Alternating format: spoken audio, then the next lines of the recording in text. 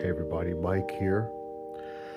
This is my 1 week post-op log covering my recovery from pituitary adenoma surgery. Before I begin, I need to say thank you to every one of you who has been supportive of me since I made this public in September that I was going in for surgery. It's my first surgery in 31 years and it was a pretty scary one. And it's overwhelming to see that kindness still exists in this world. I didn't think it did anymore, to be frank with you. Number two, for the new people in this channel, the new viewers, if you find this helpful for you, because that's why I do these things, please like and subscribe and send to someone who might need help with this or guidance. Because pituitary adenomas are not easy to detect, and they pop up when you least expect them to, or when it's too late. Oh boy. So, I was operated on November 13th, last week, 7:30 in the morning. The short version, the tumor turned out to be infinitely smaller than the MRIs projected because of a hemorrhaging cyst. The bleeding from that cyst was most likely what was causing the headaches that I had. I was brought to ICU that afternoon. The next morning, I had an MRI, and my neurosurgeon was in ICU waiting to greet me. He already caught a first glimpse of the MRI, and he said that everything was looking good, and it looked like the tumor was all gone. Now, nothing is for certain for about 6 months or so because there's some scarring there, but he said everything appeared to be taken out. And he explained to me that when he took it out, there's a lot more fluid and blood than actual tissue.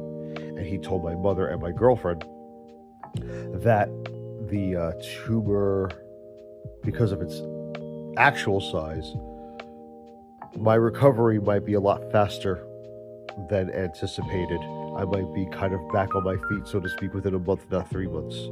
Although I still cannot for 3 months lift anything heavy past 20 pounds.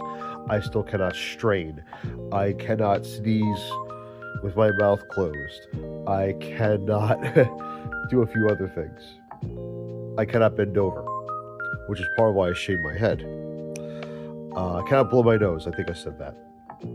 Part of the reason why I shaved my mustache was because of the leaking that's going to be coming down. I didn't want that to get stuck, but it appears to be doing better now because there's nasal packing.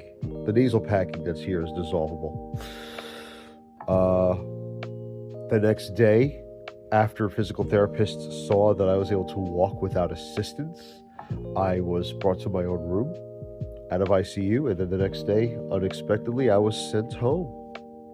I guess after the occupational therapist came to see me and realized I needed no help with anything and I was fine. But make no mistake, I'm very this congestion, maybe you can hear it sounds like a head cold. I'm still feeling very woozy. I still get dizzy when I move too fast. I'm trying to exercise because you have to, but I'm going as slow as possible because I'm realizing when I'm moving too fast. As of 2 days ago, my throat is no longer swollen from intubation, which made it very hard to eat. My face is no longer puffy, which made it hard to eat.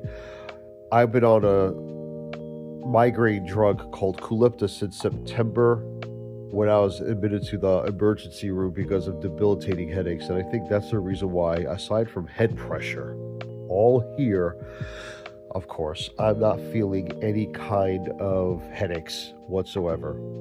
One of my prescriptions was oxycodone, and I have not taken it once yet, and I think it's because of the Qulipta, which is great because I don't even want to touch the oxycodone if I can avoid it.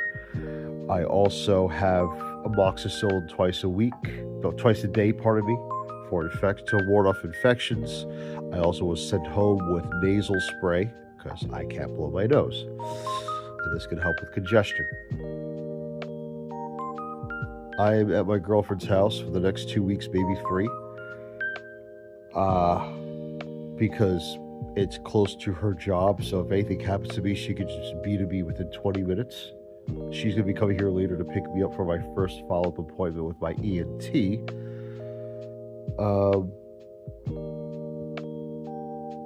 Otherwise, I'm taking it easy. I think starting tomorrow, I'll try to do a little bit more as far as work is concerned. Who knows?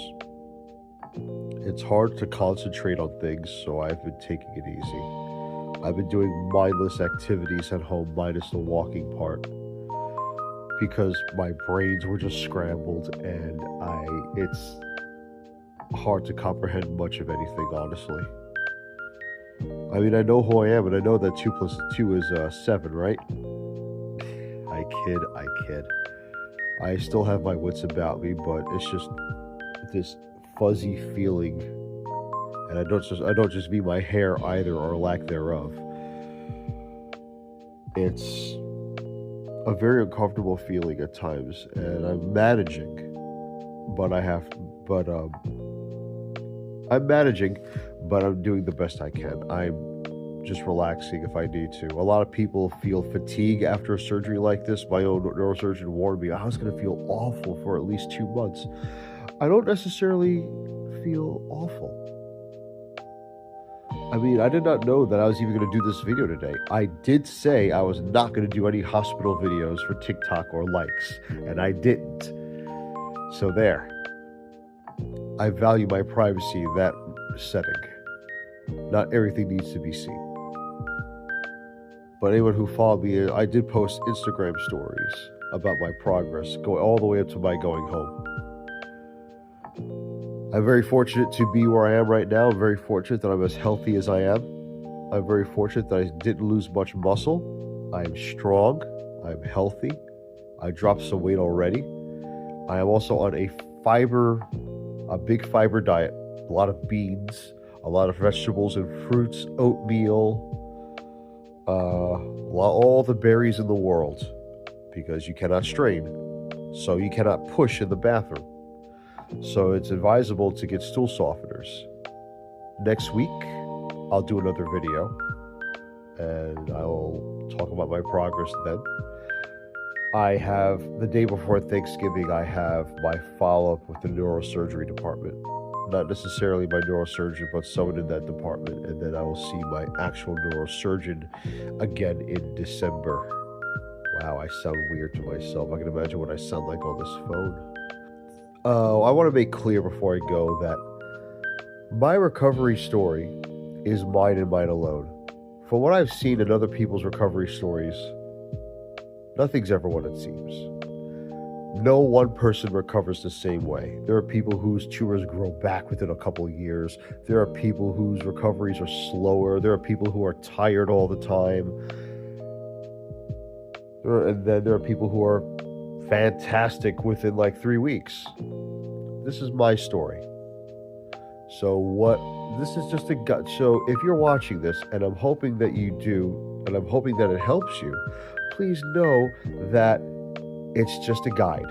Treat it as that. My recovery is not going to be like yours. My surgery is not going to be like yours. Anything can happen. Be prepared for the worst. Hope for the best. I so far have been very fortunate with a surgery time of just 4 hours and me feeling fine enough to walk. Anything could happen next week. Anything could happen 2 weeks from now, 3 weeks from now if I get stupid. But regardless of how well I appear to be doing right now, I'm going to continue to take baby steps. And you should too. Once again, thanks for watching. Please like and subscribe if you enjoyed this video, if you find it helpful. And if you did find it helpful, I'm grateful for that. And if you know someone that can use the help, please spread the word. Until next time, thanks for watching.